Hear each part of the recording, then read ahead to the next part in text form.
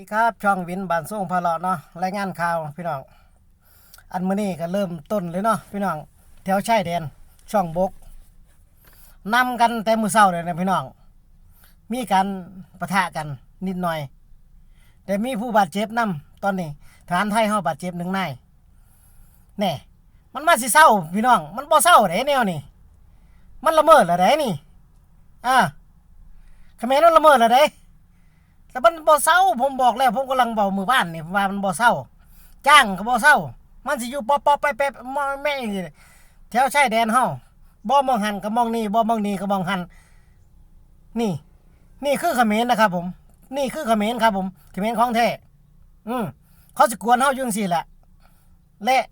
เฮาสิบ่เป็นสุขอันสุขแหละการทำมาหากินนี่แหละปอไปพอข้าวก็ว่า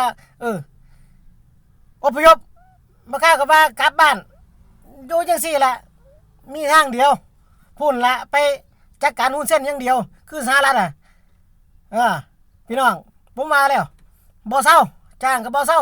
อยู่จังซี่ละเจ้าสิคุยกับไผก็สร้างบ่เศร้ามันบ่เศร้าได้พี่น้องนอกจากกำจัดหุ้นเส้นผู้เดียวจังสิไข่แน่นั่นละฝากไว้พี่น้องซ้ำนี่ละคนชายแดนปวดหัว